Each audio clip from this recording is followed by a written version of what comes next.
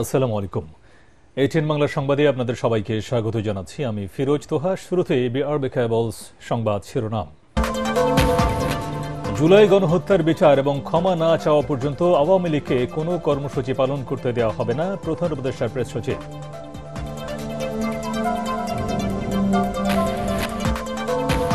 নয়াদিল্লিতে আসন্ন BGB BSF মহাপরিচালক পর্যায়ের বৈঠকে গুরুত্ব পাবে অসম চুক্তি, সীমান্ত হত্যা, স্থাপনা নির্মাণ সহ নানা ইস্যু বলেন স্বরাষ্ট্র উপদেষ্টা। কোনো ছাড় নয়, বিজিবি মহাপরিচালকের হুঁশিয়ারি। দেশ বিরোধী সব চক্রান্ত রুখে দিতে ফ্যাসিবাদ বিরোধী রাজনৈতিক দলগুলোকে ঐক্যবদ্ধ থাকার আহ্বান বিএনপির ভারপ্রাপ্ত চেয়ারম্যান তারেক রহমানের।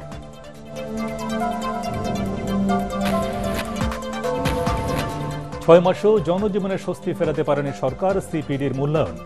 পণ্যের দাম কমানোর সব পদক্ষেপ ব্যর্থ, শুল্ক বাড়াতে আইএমএফ এর চাপ গ্রহণযোগ্য নয়। এবং টঙ্গীর তুরাগ তীরে শুক্রবার শুরু হচ্ছে বিশ্ব ইজতেমার প্রথম পর্ব। থাকবে কয়েক স্তরের নিরাপত্তা, বললেন পুলিশ প্রধান।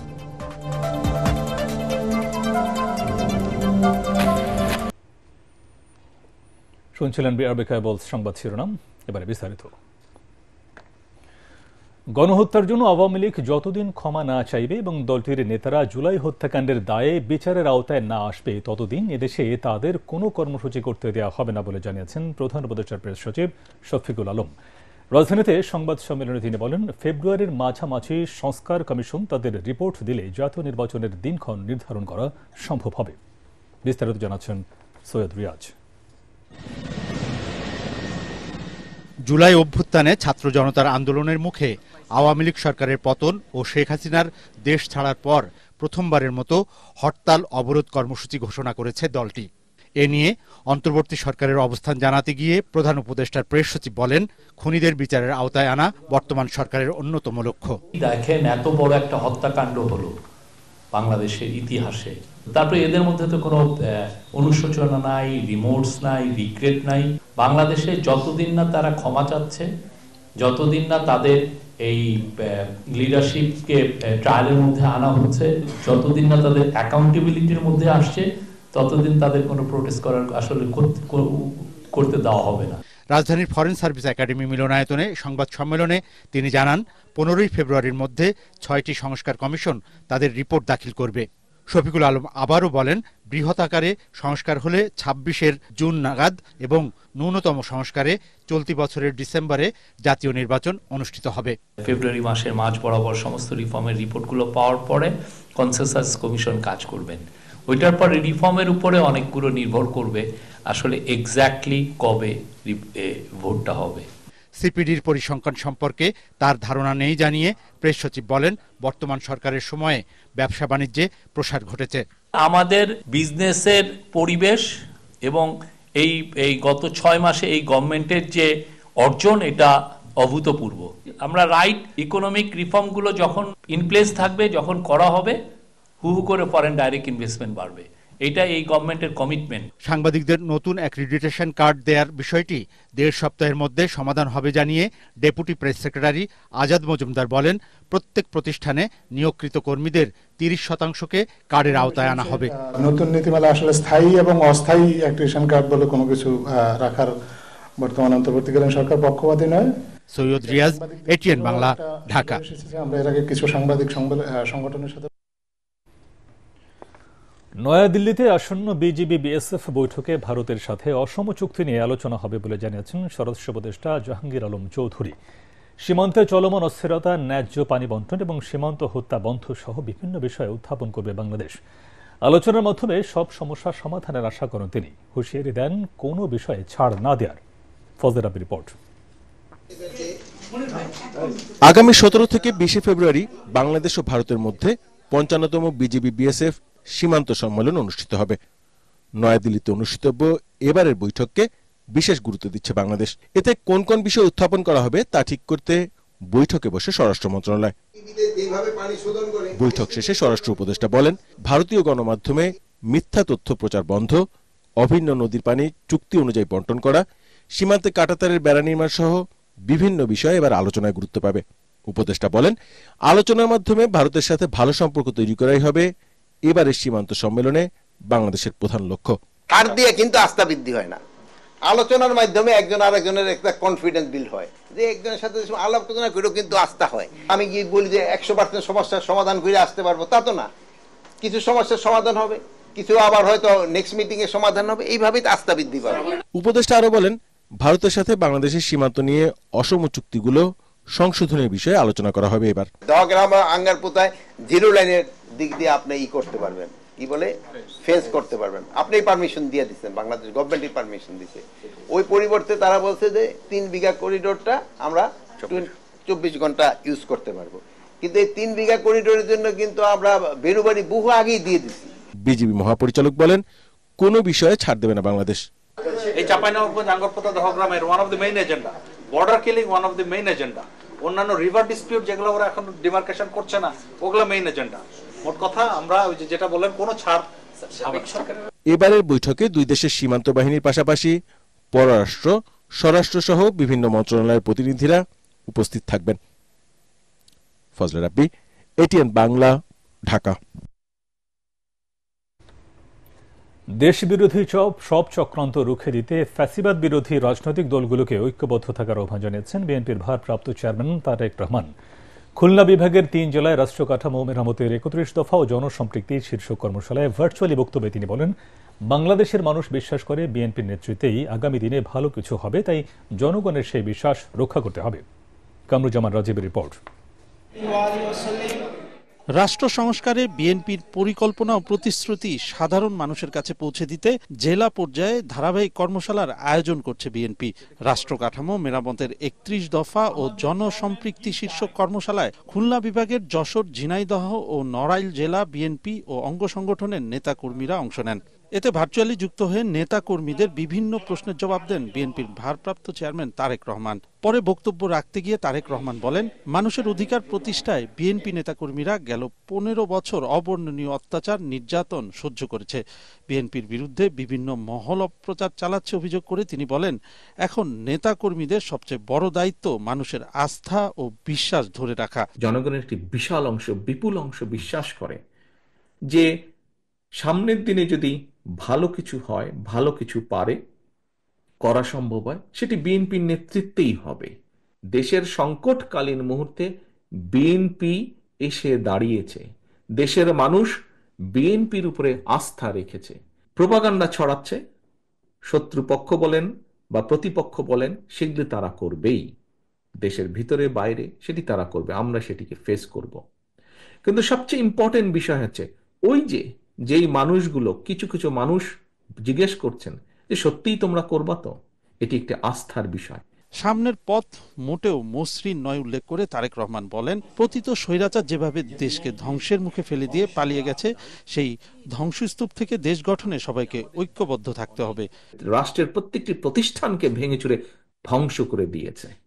কাজেই যারাই দায়িত্ব পাক আগামী দিনে, সেই দলটির বা যারা দায়িত্ব পাবে তাদের অত্যন্ত কষ্ট হবে।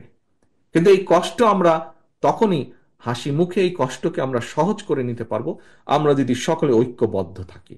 যেই দলগুলো, রাজনৈতিক দলগুলো গণতান্ত্রিক আন্দোলনে আমরা একসাথে সংগ্রাম করেছি, অত্যাচার নির্যাতন সহ্য করেছি, জেল জরিমানা সহ্য করেছি, সেই সকল রাজনৈতিক দলকে আমাদেরকে ঐক্যবদ্ধ থাকতে হবে। 31 দফা বাস্তবায়নই হবে অগণতান্ত্রিক শক্তির বিরুদ্ধে বিএনপির প্রতিশোধ বলেও জানান তারেক রহমান। এবং এটি একটি চলমান প্রক্রিয়া থাকবে, আমরা ভালো থেকে ভালো করতে সক্ষম হব। কামরুজ্জামান রাজীব, এটিএন বাংলা। অন্তর্বর্তী সরকার 6 মাসেও জনজীবনে স্বস্তি ফেরাতে পারেনি বলে জানিয়েছেন Centre for Policy Dialogue, CPD. এজন্য শেখ হাসিনা নেতৃত্বাধীন স্বৈরাচার সরকারের ভুল নীতিকে দায়ী করেছে সংস্থাটি। সিপিডি ভবনে অর্থনীতির হালনাগাদ তথ্য তুলে ধরতে সংবাদ সম্মেলনে সংস্থাটির নির্বাহী পরিচালক ডক্টর ফাহমিদা খাতুন বলেন, পণ্যের দাম কমাতে সরকারি কিছু পদক্ষেপ নিলেও তা ব্যর্থ হয়েছে। এ সময় দ্রুত গণতান্ত্রিক পথে যেতে হবে বলেও জানায় সিপিডি। শরফুল আলমের রিপোর্ট। ভরা মৌসুমে চড়া নিত্যপণ্যের বাজার, সবজির দাম কিছুটা সহনীয় থাকলেও বেশিরভাগ পণ্যই অতিরিক্ত দামে কিনতে হচ্ছে ভোক্তাদের। সিপিডি জানায়, মূল্যস্ফীতি কমাতে বাংলাদেশ ব্যাংকের সুদহার বৃদ্ধি সহ নানা পদক্ষেপ নিলেও চাঁদাবাজি ও মজুতদারি নিয়ন্ত্রণ করতে না পারার কারণে কোনোভাবে নিয়ন্ত্রণে আসছে না নিত্যপণ্যের বাজার। তাদের মতে, অন্তর্বর্তীকালীন সরকার যদি সাহসী এবং জরুরি পদক্ষেপ না নেয়, তাহলে মূল্যবৃদ্ধির লাগাম টানা কঠিন হয়ে পড়বে। অন্তর্বর্তীকালীন সরকার যে অত্যাবশ্যকীয় বিভিন্ন পণ্যের উচ্চ মূল্যস্ফীতির বোঝা কমাতে সরবরাহ শৃঙ্খলে চাঁদাবাজি, মজুতদারি, অযৌক্তিক মূল্য নির্ধারণের মতো অনিয়ম এগুলো মোকাবেলা করা সম্ভব হয়নি। সেখানে সরকার তেমন, যার কারণে সরকার বিভিন্ন পণ্যের দাম কমাতে পারছে না। মধ্যস্বত্বভোগী এবং যোগ সাজসের মাধ্যমে যারা দাম বৃদ্ধি করে তাদের বিরুদ্ধে শূন্য সহনশীলতা নীতি, প্রতিযোগিতা আইন 2012 এটাকে সংশোধন করা, সাধারণ মানুষের দৈনন্দিন জীবনের চ্যালেঞ্জ মোকাবেলা করা, যাতে তারা অর্থনৈতিক ধাক্কাটা থেকে পুনরুদ্ধারের জন্য কিছুটা অবকাশ পায়। সেমিনারে চলতি অর্থবছরে 6 মাসে 45.1 হারে রাজস্ব আদায় করতে হবে সরকারকে, যা অসম্ভব বলে মনে করে সিপিডি। পরিবর্তিত সময়ে যে সুযোগ এসেছে তাকে কাজে লাগাতে পারেনি অন্তর্বর্তীকালীন সরকার বলেও মনে করে সংস্থাটি। সাধারণ মানুষের জীবনযাত্রা চিন্তা না করে শুল্ক বৃদ্ধিতে IMF এর চাপ গ্রহণযোগ্য নয় বলেও মত দেন তারা। 15% ফ্ল্যাট ভ্যাটের দিকে যাওয়ার একটা প্রচেষ্টা গ্রহণ করা হলো এমন একটা সময় যখন নাকি উচ্চ মূল্যস্ফীতির চাপে সবাই গত 3 বছর ধরে মোটামুটি হিমশিম খাচ্ছে। আমাদের মজুরি বৃদ্ধির হারের চেয়ে মূল্যস্ফীতি বৃদ্ধির হার দ্বিগুণ। সো জীবনযাপনের একটা অবনমন হচ্ছে। যে এখন একটা সুযোগ এসেছিল অন্তর্বর্তীকালীন সরকারের, যে আমাদের প্রত্যক্ষ কর এটার কিভাবে আমরা ভিত্তিটা বাড়াতে পারি, এটা কিন্তু একটা সুযোগ ছিল। আমাদের এখানে কর ফাঁকি, বিশেষত প্রত্যক্ষ কর ফাঁকি একটা বিশাল, এটা IMF বলেছে সেই জন্য করতে হবে বলে আমরা কখনোই মনে করিনি। আমরা মনে করেছি যে এই সর্বনিম্ন কর জিডিপি, রাজস্ব জিডিপির হার, এটা থেকে আমাদের বেরিয়ে আসতে হবে। তার কারণ আমরা সবসময় বলেছি যে এটার ফলে যেটা হচ্ছে, আমরা একটা বিপজ্জনক এবং বাধ্যতামূলক ঋণ নির্ভরতার মধ্যে আমরা চলে যাচ্ছি। অনুষ্ঠানে জানানো হয়, রাজনৈতিক কারণে নতুন বিনিয়োগে আস্থা হারাচ্ছেন উদ্যোক্তারা। সিপিডির মতে দুষ্টচক্রে আবদ্ধ বিদ্যুৎ ও জ্বালানি খাত, ব্যাংকিং খাতের দুর্বলতা কমাতে রুগ্ন ব্যাংকগুলোকে একীভূত করার পরামর্শ দিয়েছে সিপিডি। শরফুল আলম, ATN বাংলা, ঢাকা। দল গঠন করে জাতীয় নির্বাচনে সরকারের সব শক্তি ব্যবহার করা হলে 5 আগস্টের আকাঙ্ক্ষা ব্যাহত হবে বলে মন্তব্য করেছেন বিএনপির স্থায়ী কমিটির সদস্য সালাউদ্দিন আহমেদ। জাতীয় প্রেসক্লাবে বাংলাদেশ জার্নালিস্ট অ্যাসোসিয়েশন আয়োজিত আলোচনা সভায় তিনি বলেন, একনায়কতন্ত্র যেন আর ফিরে না আসে সে বিষয়ে ঐক্যমতের কোনো বিকল্প নেই। আগামী নির্বাচনে আওয়ামী লীগ অংশ নিতে পারবে কিনা এ প্রসঙ্গে সালাউদ্দিন আহমেদ বলেন, দেশের জনগণ এ বিষয়ে সিদ্ধান্ত নেবে। জন আকাঙ্ক্ষা পূরণে সরকারকে সঠিক পথে আনতে প্রয়োজনে আন্দোলনের হুঁশিয়ারি দেন বিএনপির এই নেতা। বলেন, জাতীয় নির্বাচন বিলম্বিত হলে এর যৌক্তিক কারণ জনগণের কাছে স্পষ্ট করতে হবে।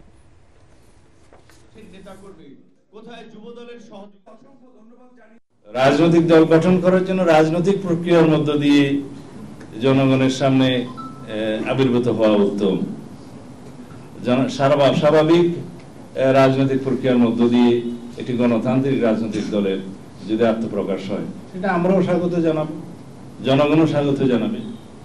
আসুন, এখন নির্বাচিত হওয়ার জন্য যদি বিভিন্ন কৌশলে সরকারের সমস্ত শক্তিকে প্রয়োগ করতে হয়, সেটা ফেসিবাদকে আবার দোষারোপ করে কি লাভ হবে? তাহলে এই জাতির, এই দেশের সামনে এগিয়ে যাওয়ার একমাত্র প্রাণ শক্তি হচ্ছে ফেসিবাদ বিরোধী জাতীয় ঐক্য। এই ঐক্যকে সারা জীবন আমাদের ধারণ করে যেতে হবে। রাষ্ট্রের সর্বোচ্চ পর্যায়ের সমর্থনের মাধ্যমে ব্যাংকের টাকা চুরি করা হয়েছে বলে জানিয়েছেন পররাষ্ট্র উপদেষ্টা তৌহিদ হোসেন। পররাষ্ট্র মন্ত্রণালয়ে এক অনুষ্ঠানে তিনি একথা জানান। উপদেষ্টা বলেন, ডিজিটালাইজেশনের মাধ্যমে সিস্টেমগুলো এমনভাবে উন্নত করতে হবে যেন দুর্নীতির কোনো সুযোগ না থাকে। অনলাইনে সমন্বিত সত্যায়ন কার্যক্রম শুরু হলে কাগজপত্র সত্যায়িত করতে হয়রানি অনেকাংশে কমে যাবে বলেও জানান তৌহিদ হোসেন। আরও জানাচ্ছেন ইয়াসিন রানা। এখন থেকে বিদেশ যেতে ডকুমেন্ট সত্যায়িত করতে আর বিভিন্ন মন্ত্রণালয়ে ঘুরে ঘুরে হয়রানি হতে হবে না বিদেশ যাত্রীদের। mygov.bd-র মাধ্যমে শিক্ষার্থী সহ সকলেই তাদের সার্টিফিকেট, বিভিন্ন ডকুমেন্ট সত্যায়িত করতে পারবেন ঘরে বসেই। এ নিয়ে অ্যাপোস্টিল কনভেনশন 1961 বাস্তবায়নের প্রথম ধাপে সমন্বিত অনলাইন সত্যায়ন ব্যবস্থাপনার উদ্বোধন করে পররাষ্ট্র মন্ত্রণালয়। এতে অংশ নিয়ে সরকারের বিভিন্ন বিভাগের কর্মকর্তারা বলেন, এখন থেকে কাগজপত্র সত্যায়নে হয়রানি কমবে, বাঁচবে সময়, পাশাপাশি সাশ্রয় হবে 500 কোটি টাকা। দূতাবাসের ভেতরে বসে যে 50 ডিগ্রি সেলসিয়াসের মধ্যে আমাদের প্রবাসী ভাই বোনেরা তারা কষ্ট করে দাঁড়িয়ে থাকেন। আজকে যে সলিউশনটা আমরা বের করলাম, এটা হচ্ছে সঠিক সলিউশন। ই সিস্টেম হবে তখনই যখন পার্টিকুলার সার্টিফিকেট যখন জেনারেট হবে, এটা প্রত্যেকটা জায়গায় কিন্তু অটোমেটিক্যালি হিট করবে উইথ এ কিউআর কোড, এবং যে জায়গায় প্রয়োজন সেই জায়গা থেকে এর রিট্রিভ করা সম্ভব হবে। এ সময় পররাষ্ট্র উপদেষ্টা তৌহিদ হোসেন বলেন, ডিজিটাল সেবার মাধ্যমে দুর্নীতি কমবে, তবে মাই গভ অ্যাপটির নিরাপত্তাও নিশ্চিত করতে হবে। মাই গভ এটাতে আপনারা সব ধরনের সেবা নিয়ে আসছেন, এটা কতটুকু সেফ সিকিউর? বাংলাদেশ ব্যাংক থেকে কিন্তু টাকা চুরি হয়ে গেছে। সবসময় প্রযুক্তির যে উন্নতি সেটা কাজ করে না। এমআরপি সম্বন্ধে আমার খুব উচ্চ ধারণা ছিল, সর্বশেষ মিটিং আমি জানলাম যে এমআরপি একজনের পক্ষে একাধিক নেওয়া সম্ভব। ব্যাংকের টাকা চুরিতে আওয়ামী লীগ সরকারের সর্বোচ্চ পর্যায়ের লোকজন জড়িত ছিল বলে অভিযোগ করেন তিনি। আমাদের ব্যাংকগুলো থেকে যে টাকা চুরি হয়েছে এটা কিন্তু ঘটনাক্রমে হয়নি, এটা সর্বোচ্চ পর্যায় থেকে এটাকে এনকারেজ করা হয়েছিল বলে কিন্তু পেরেছে। খারাপ ঋণ দেওয়া হচ্ছে ইচ্ছাকৃতভাবে। সর্বোচ্চ পর্যায় থেকে যদি তাদের প্রতি সমর্থন না থাকতে পারে, এটা সম্ভবত না। ঘরে বসে পাসপোর্ট সেবা পেতে সংশ্লিষ্টদের উদ্যোগ নেওয়ার আহ্বান জানিয়ে পররাষ্ট্র উপদেষ্টা বলেন, বহির্বিশ্বে দেশের ভাবমূর্তি রক্ষায় সকলকে সচেতন থাকতে হবে। ইয়াসিন রানা, এটিএন বাংলা, ঢাকা।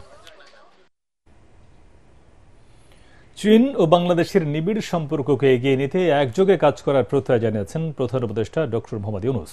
চীনের বসন্ত উৎসব উপলক্ষে এক শুভেচ্ছা বার্তায় প্রধান উপদেষ্টা বলেন, গত 50 বছরে দুই দেশের সম্পর্কের ব্যাপকতা বেড়েছে। এবছর ব্যাপক পরিসরে দুই ভ্রাতৃপ্রতিম দেশের কূটনৈতিক সম্পর্ক প্রতিষ্ঠার সুবর্ণ জয়ন্তী উদযাপন করা হবে বলেও জানান তিনি। আমি আশাবাদী যে আগামী দিনে চীন ও বাংলাদেশের সম্পর্ক ইতিহাসের সঠিক পথ ধরে সামনে এগিয়ে যাবে। এই সম্পর্ক শুধু দুই দেশের আস্থা ও বন্ধুত্বের প্রতীকই নয়, বরং দুই জাতি ও দুই দেশের জনগণের মধ্যে বিদ্যমান শান্তি, সহযোগিতা ও সমৃদ্ধির পথে একসাথে চলার এক অবিচল অঙ্গীকার। আমি আশা করি নতুন বছরে অবকাঠামো, বাণিজ্য, সংস্কৃতি, প্রযুক্তি ও আর্থসামাজিক খাতে আমাদের পারস্পরিক সহযোগিতা আরও গভীর হবে এবং আগামী দিনে আমরা যৌথভাবে আরও উন্নত ও সমৃদ্ধ ভবিষ্যৎ তৈরি করতে সক্ষম হব।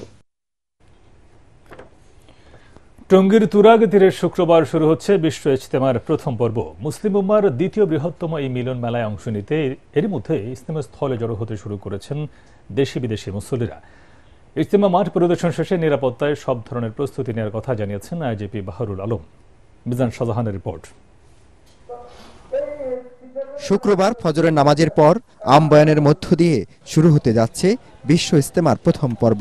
রোববার আখেরি মোনাজাতের মধ্য দিয়ে শেষ হবে মুসলিম উম্মার প্রথম পর্বের সম্মেলন। আবার সোমবার থেকে শুরু হবে প্রথম পর্বের দ্বিতীয় ভাগের ইজতেমা, যা শেষ হবে বুধবার। এ দুটি পর্বই আয়োজন করেছে মাওলানা জুবায়েরপন্থীরা। অন্যদিকে সাতপন্থীদের অংশগ্রহণে দ্বিতীয় পর্বের ইজতেমা অনুষ্ঠিত হবে 14 থেকে 16 ফেব্রুয়ারি। জুবায়েরপন্থীদের দুই ভাগে ইজতেমা আয়োজনের কারণ হিসেবে বলা হয় অংশগ্রহণকারীদের চাপ আর যানজট এড়াতেই এমন উদ্যোগ। আমাদেরকে যে সময় দেওয়া হয়েছে ওই সময়ের মধ্যে আমরা জেলা এবং ঢাকা শহরকে ভাগ করে দিয়েছি, যাতে করে মুসল্লিদের সহজ হয়, ওনারা একটু সুশৃঙ্খলভাবে আল্লাহর ইবাদত করতে পারে, বয়ান শুনতে পারে। প্রথম ধাপে আমাদের ঢাকার একাংশ এবং 41টি জেলা অংশগ্রহণ করছে এবং দ্বিতীয় ধাপে আমাদের ঢাকার একাংশ সহ মোট 22টি জেলা অংশগ্রহণ করছে। এদিকে তুরাগ তীরে ইজতেমার মাঠ পরিদর্শন করেছেন পুলিশের আইজিপি বাহারুল আলম। পরে তিনি কথা বলেন গণমাধ্যমের সাথে। বলেন, জুবায়ের ও সাতপন্থীদের মধ্যকার বিরোধ সহ সব দিক বিবেচনায় নিয়ে নিরাপত্তা বলয় তৈরি করা হয়েছে। আমি 2006-এ ঢাকা রেঞ্জের ডিআইজি ছিলাম, তখন আনোয়ার ইকবাল স্যার ছিলেন আইজিপি। তখন যে অ্যারেঞ্জমেন্ট ছিল তার চাইতে এখনকার অ্যারেঞ্জমেন্ট অনেক উন্নততর, নিরাপত্তা ব্যবস্থা অনেক বেশি সুদৃঢ়। পুলিশ প্রধান বলেন, 5ই আগস্ট থানা থেকে লুট হওয়ায় অনেক অস্ত্র এখনো বাইরে রয়ে গেছে। বিষয়টি মাথায় রেখে কাজ করছে আইন শৃঙ্খলা রক্ষাকারী বাহিনী। অনেক অস্ত্র বাইরে আছে, পুরোপুরি আমরা এখন উদ্ধার করতে পারিনি এবং অনেকটা ফ্লুইড স্টেট আছে সমাজের মধ্যেও, নানান ধরনের দ্বিধা আছে। তো এইটার প্রেক্ষিতেই আমরা কিন্তু নিরাপত্তা ব্যবস্থা আগের চাইতে অনেক সুদৃঢ় করেছি। এরই মধ্যে দেশের নানা প্রান্ত থেকে ইজতেমা ময়দানে জড়ো হতে শুরু করেছেন ধর্মপ্রাণ মুসল্লিরা। দেশীয়দের পাশাপাশি বিদেশি মেহমানরাও অবস্থান নিয়েছেন নির্ধারিত তাঁবুতে। মিজান শাহজাহান, এটিএন বাংলা, টঙ্গী, গাজীপুর। কর্মবিরতি প্রত্যাহারের পর রেল যোগাযোগ চালু হলেও কমলাপুর রেল স্টেশন থেকে 1 থেকে 1.5 ঘন্টা দেরিতে ছেড়েছে প্রতিটি ট্রেন।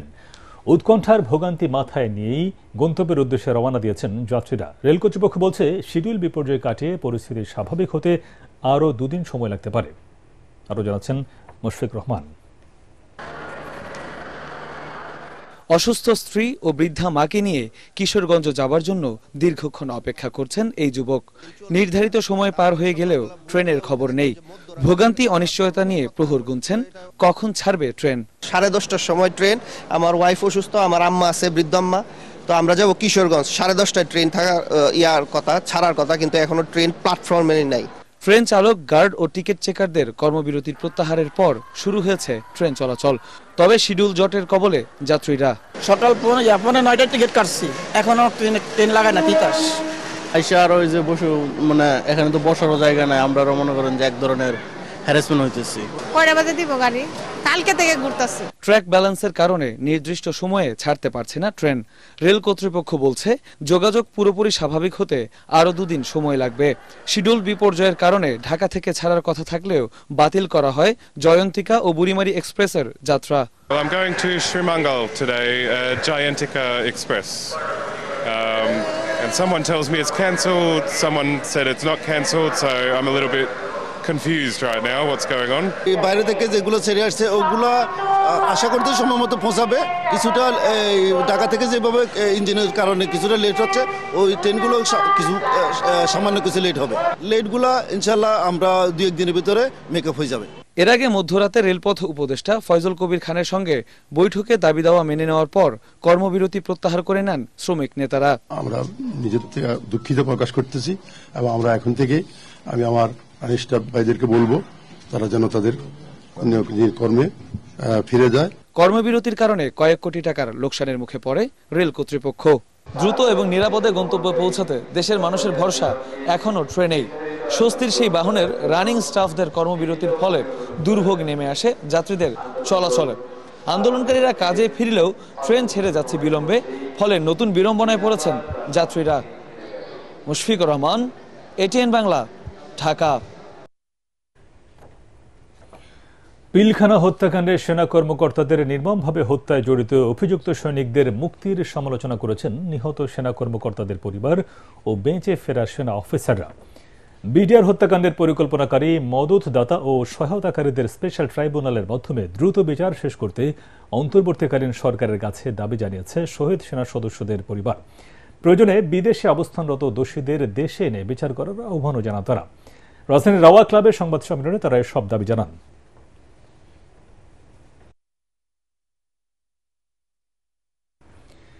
13 ঘণ্টা বন্ধ থাকার পর বরিশাল রূপাতলী বাস টার্মিনাল থেকে বাস চলাচল শুরু হয়েছে। প্রশাসন শ্রমিকদের নিরাপত্তার আশ্বাস দিলে পরিবহন ধর্মঘট তুলে নেয় বরিশাল বাস শ্রমিক ইউনিয়ন। এরপর রূপাতলী বাস থেকে বন্ধ থাকা 16টি রুটে বাস চলাচল স্বাভাবিক হয়। রাত 7:30 নাগাদ জেলা প্রশাসকের কার্যালয়ে শিক্ষার্থী, বাস মালিক, শ্রমিক এবং প্রশাসনের বৈঠক শেষে এই সিদ্ধান্তের কথা জানান বাস শ্রমিক ইউনিয়নের সাধারণ সম্পাদক আবুল কালাম চৌধুরী। বৈঠকে আরও সিদ্ধান্ত হয়, ক্লাস ছুটির দিন বাদে অন্যান্য দিন সকাল 6টা থেকে সন্ধ্যা 6টা পর্যন্ত অর্ধেক ভাড়া নেবে পরিবহনগুলো। মঙ্গলবার বিএম কলেজের এক শিক্ষার্থীর সাথে ভাড়া নিয়ে দ্বন্দ্বের জেরে হামলা ভাঙচুরের ঘটনায় বুধবার দিনব্যাপী এই ধর্মঘট চলে। এতে বিপাকে পড়েন সাধারণ মানুষ।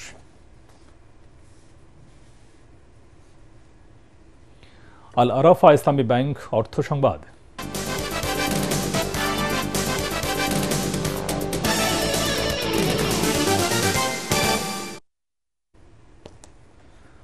সোশ্যাল ইসলামী ব্যাংকের 3টি নতুন এজেন্ট ব্যাংকিং আউটলেট উদ্বোধন করা হয়েছে। ব্যাংকের প্রধান কার্যালয়ে আয়োজিত এক অনুষ্ঠানে প্রধান অতিথি হিসেবে ব্যাংকের ভারপ্রাপ্ত ব্যবস্থাপনা পরিচালক মোহাম্মদ নাজমুস সায়াদাত এজেন্ট ব্যাংকিং আউটলেটগুলো উদ্বোধন করেন। এ সময় তিনি বলেন, প্রান্তিক জনগোষ্ঠীর কাছে ব্যাংকিং সেবা পৌঁছে দিতে এজেন্ট ব্যাংকিং গুরুত্বপূর্ণ ভূমিকা রাখছে।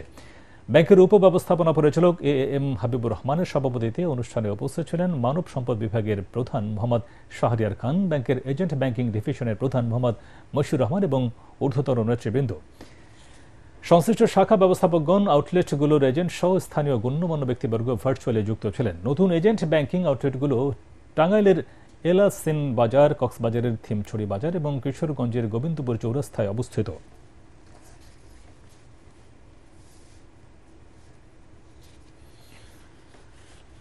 এসো দেশ বদলাই পৃথিবী বদলাই এই প্রতিপাদ্য নিয়ে তারুণ্যের উৎসব 2025 উদযাপন উপলক্ষে বরিশালে চলছে কারুশিল্প মেলা ও পিঠা উৎসব। নগরীর বেলস পার্কে 4 দিনব্যাপী মেলা ও পিঠা উৎসব উদ্বোধন করেন বরিশালের অতিরিক্ত বিভাগীয় কমিশনার আনোয়ার হোসেন। অনুষ্ঠানে জেলা প্রশাসক মোহাম্মদ দিলওয়ার হোসেন ও পুলিশ সুপার শরীফ উদ্দিন সহ অন্যান্যরা উপস্থিত ছিলেন।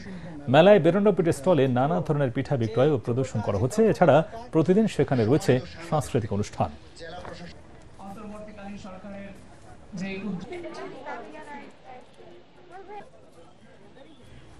খুলনার পাইকগাছায় অনুষ্ঠিত হল অন্তঃশ্রেণীর জনগোষ্ঠীর টেকসই জীবিকায়ন ও অন্তর্ভুক্তিমূলক উন্নয়ন শীর্ষক সভা। এতে প্রধান অতিথি হিসেবে উপস্থিত ছিলেন পাইকগাছা উপজেলা কর্মকর্তা মাহেরা নাজনীন। এ সময় তিনি 8 দিনের কর্মকাণ্ডের প্রশংসা করেন এবং এই প্রকল্পের মাধ্যমে সাধারণ মানুষের কর্মসংস্থান সৃষ্টি হবে বলে আশা ব্যক্ত করেন। সভায় প্রাণী সম্পদ কর্মকর্তা ডাক্তার পার্থ প্রতিম রায়, 8 দিন ওয়েলফেয়ার সেন্টারের DGM Shahidul Islam, regional manager Ashraful Islam, প্রকল্প সমন্বয়কারী এনামুল হক উপস্থিত ছিলেন। পল্লী কর্মসহায়ক ফাউন্ডেশনের আর্থিক ও কারিগরি সহযোগিতায় অন্তোজ প্রকল্পটি বাস্তবায়ন করছে 8 দিন ওয়েলফেয়ার সেন্টার। এবারে পার্টেক্স খেলার খবর।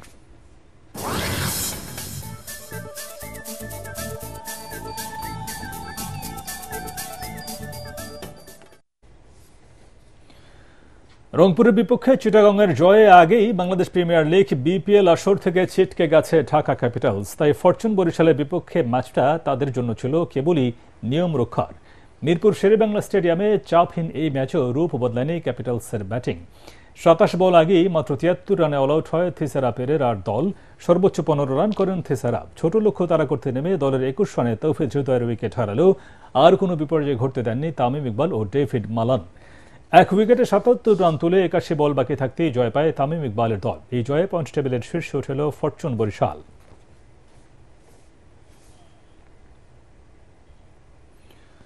বাংলাদেশ প্রিমিয়ার লিগ বিপিএলে দিনের প্রথম ম্যাচে রংপুর রাইডার্সকে 5 উইকেটে হারিয়ে লিগ টেবিলে তৃতীয় স্থানে উঠল চিটাগং কিংস। আর তাদের জয়ে 2 ম্যাচ হাতে থাকতেই টুর্নামেন্ট থেকে বিদায় নিল ঢাকা ক্যাপিটালস। প্লে অফ থেকে বাদ পড়ে গেল শাকিব খানের দলটি।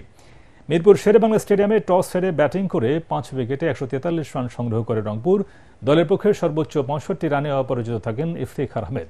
জবাবে 29 রানে 2 উইকেট হারালেও ম্যাচ ছাড়া হায়দার আলীর অপরাজিত 48 এবং পারভেজ হোসেন ইমনের 41 রানে ভর করে 5 উইকেটে 148 রান তুলে 14 বল বাকি থাকতেই জয় পায় বন্দরনগরী চট্টগ্রামের দলটি।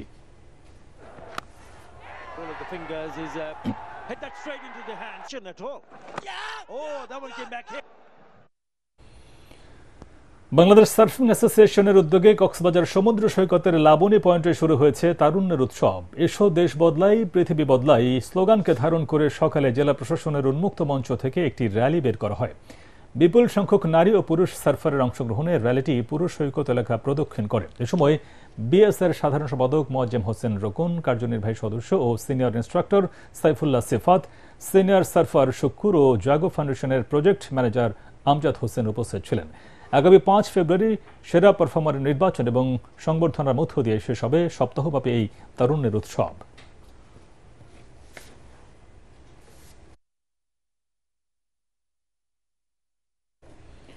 শেষ করার আগে বিআরবি কেবলস সংবাদ শিরোনাম আরেকবার।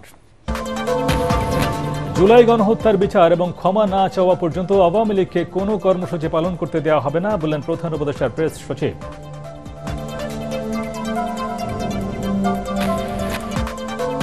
নয়াদিল্লিতে আসন্ন বিজিবি বিএসএফ মহাপরিচালক পর্যায়ের বৈঠকে গুরুত্ব পাবে অসম চুক্তি, সীমান্ত হত্যা, স্থাপনা নির্মাণ সহ নানা ইস্যু বলেন স্বরাষ্ট্র উপদেষ্টা। কোনো ছাড় নয় বিজিবি মহাপরিচালকের হুঁশিয়ারি। দেশ বিরোধী সব চক্রান্ত রুখে দিতে ফ্যাসিবাদ বিরোধী রাজনৈতিক দলগুলোকে ঐক্যবদ্ধ থাকার আহ্বান বিএনপির ভারপ্রাপ্ত চেয়ারম্যান তারেক রহমানের।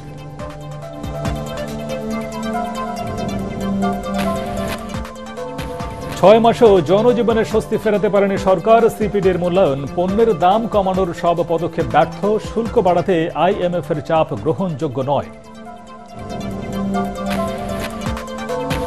এবং টঙ্গীর তুরাগ তীরে শুক্রবার শুরু হচ্ছে বিশ্ব ইজতেমার প্রথম পর্ব। থাকবে কয়েক স্তরের নিরাপত্তা বললেন পুলিশ প্রধান।